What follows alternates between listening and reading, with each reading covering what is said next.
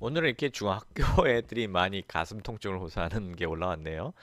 자, 제가 중3이고 가슴뼈 쪽에 계속 아파서 2달 전에 심장 초음파도 했고 심전도 그리고 24시 홀더 검사도 했는데 아무 이상이 없다고 해서 그러려니 했는데 요즘 다시 그 부분이 콕콕 찌르고 아픈데 통증 시간은 짧아요. 근데 오늘따라 그 부분이 조이는 것 같아서 숨쉬기도 어렵고 왼쪽 가슴 뼈 쪽이 조이는 것 같은 통증이 뼈가 아픈 거일 수도 있어서 정형외과 갔는데 복직근, 모의 염좌, 과긴장일 수도 있다고 하는데 그냥 약만 받아왔는데 이런 복직근의 염좌나 과긴장이 일어나면 통증 부위가 조이는 듯하고 콕콕 찌르는 느낌이 들을 수 있나요?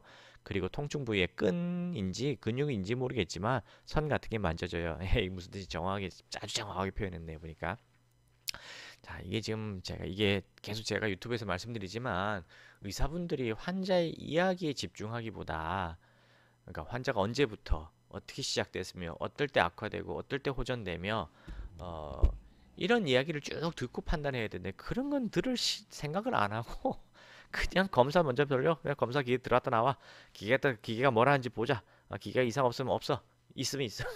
이런 식으로 진료를 하거든요. 그러니까 이제 AI가 다 알아서 할 시대 할 수 있다는 말까지 나오는데 AI가 아무리 뛰어나도요. 다릅니다. 사람하고 좀 다른 게 있어요. 근데 그런 의사가 요즘 없다는 게 가장 큰 문제입니다. 바쁘다고 제가 핑계만 대는데 이건 사실은 정성의 문제라고 저는 생각하고요. 자, 설명드리겠습니다. 심장 초음파 가지고 협심증을 진단할 수는 없고요. 심장 초음파는 예를 들어 중격결손이라든가 아니면 심장 초음파 아저 뭐냐 저기 뭐 이게 갑자기 단어가 닿네. 판막, 심장 판막에 이상이 있는가 이런 것들을 파악하기 위해서 보는 거고요. 그 다음에 뭐 심장 크기라든가 이런 거 볼 수 있겠지요. 그 다음에 심전도는 뭐냐면은 심전도하고 심전도가 뭐냐면 통증이 나타나는 그 순간에만 이 측정하는 거예요. 삐삐삐삐 하면서 측정하는 순간에 심장 이상이 왔을 때 파가 이상이 올 정도로 뭔가 왔을 때만 그때만 잡아내는 겁니다. 만약에 한 1분, 2분 동안 계속 심전도 했는데 아무 이상 없다. 그러니까 통증이 없었다. 그러면 심전도 기계도 이상 없습니다라고 결론 나오는 거예요. 근데 1년 360일 거의 통증이 없었는데 해필이면 그냥 정기 검사하느라고 누워 있었는데 그 순간에 처음으로 한 번 느꼈다.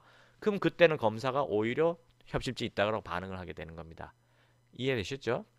그래서 이 심전도가 문제가 너무나 많기 때문에 맹점이 너무 확실하잖아요. 그 맹점 때문에 만들어낸 게 24시간 홀더예요. 이게 뭐냐면은 아예 커다란 심전도를 작게 만들어서 몸에 지니고 24시간 측정한 것 뿐입니다. 그러면 24시간 동안 통증이 나타나면 기계가 반응을 하겠죠. 만약 3, 4일에 한 번씩 나타나는데 해피리온 반응 없는 시간대 24시간 홀더 찾으면 어떻게 되겠어요? 역시 기계가 정상이라고 나오는 겁니다. 그래서 이런 장비 가지고는 협심증 진단을 정확히 할 수 없어요. 뭐 하루에도 몇 번씩 증상이 나타나는 사람들이라면 24시간 홀더하면 증상이 나타나겠죠. 검사 반응이 나타나겠죠. 근데 그 정도는 불안정 협심증이기 때문에 뭐 굳이 검사 안 해도요. 의사가 대충 봐도 알아요 다. 환자도 스스로 알고 살려달라고 뛰어올 테니까 응급실 실려올 테니까 그러니까 별 의미가 없다는 얘기고요. 중요한 건 협심증은 환자와 의사가 대화를 통해서 한 2, 30분 동안 쭉 얘기 나눠봐야 돼요. 그래야지 파악할 수 있습니다. 그게 더 정확한 파악이라는 거 제가 말씀드리겠습니다. 그래서 제가 한의사임에도 불구하고 협심증을 치료할 수 있었던 이유가 바로 이겁니다. 이미 검사 같은 건 다 양반에서 다 받아오거든요. 그리고 다 별 이상 없다는 얘기가 나오고요. 그런데도 불구하고 치료하는 거는 그게 중요한 게 아니기 때문입니다. 자, 여기 계속 읽어보면 또 뭐라 했냐면은 숨이 조이는 것 같고 숨쉬기도 힘든데 근데 정형외과를 갔거든요. 그러니까 이번엔 정형외과 의사 입장에서는 정형외과만 본 거예요. 정형외과 의사는 전문의과 전문이니까. 그러니까 여기가 아프니까 다 근골격계의 통증이겠거니 염증이겠거니 물론 증거는 없지만 정형외과 의사 입장에서도 어떤 증거는 없지만 아무리 검사해도 아무 이상 없지만 해줄 게 그것밖에 없잖아요. 그러니까 돈을 벌어야 되니까 그 약 처방을 해주는 겁니다. 그냥 한번 먹어보라고. 그냥 한번 먹어보라 주는 거예요. 아님 말고. 그러니까 너무 두려워하지 마시고요. 그리고 여기 끈 같은 게 만져진다는 게 뭐냐면은 늑골 밑에 보면은 그런 신경 같은 게 만져질 수도 있고요.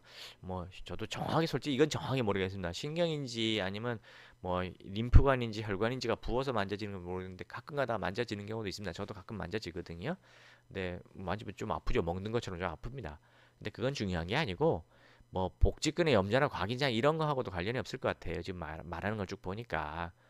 음, 예를 들어 이런 경우 있어요. 근골격 질환 중에 협심증 증상하고 비슷하게 나타나는 경우가 있습니다. 뭐냐면은 여기 목에 있는 근육이 있어요. 사각근이라고 있는데 그 사각근이 약간 좀 경직이 오거나 좀 좋지 않게 되면은 거기 있는 신경이나 혈관 같은 걸 좀 쪼이게 됩니다. 그럼 영향을 줘서 왼쪽 가슴으로 협심증 증상 비스무리하게 나타날 수 있어요. 그다음 등이 마칠 수도 있습니다. 그런 것들은 조금 애매할 수 있어요. 그런 거는 근골격 쪽으로 치료하게 되면은 오히려 그 가슴 통증이 사라지기도 합니다. 그러나 대부분의 근골격의 통증은요, 환자가 대부분 증상을 만들어낼 수 있어요. 뭐 이렇게 하면 아파요, 뭐 이렇게 하면 아파요, 뭐 고개 옆으로 꺾으면 아파요. 아까 이런 경우가 해당됩니다. 반대로 꺾으면 증상이 나타나요.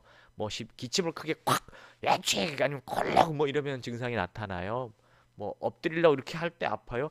어떻게 임의로 증상을 만들어낼 수 있는 경우가 대부분입니다. 그리고 통증이 그 순간만 잠깐 왔다 가죠. 물론 담 결린 경우, 뻐근한 경우 빼고요.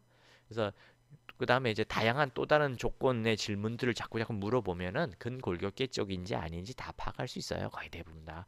100%는 아니겠지만 한 거의 90% 이상은 경험 있는 의사들은 다 알아낼 수 있습니다.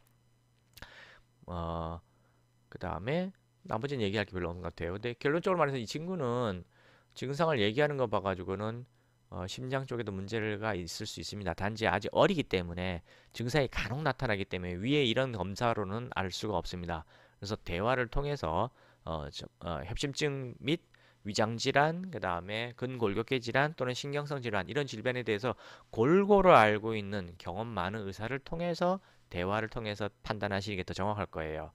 어, 협심증 심장내과는 심장만 보고 정형외과는 그뼈 골격계만 보고 위장병 전문의는 위장만 보기 때문에 이렇게 종합적으로 볼 수 없습니다. 오히려 그렇기 때문에 경험 있는 사람을 찾는 게 더 중요할 것 같습니다.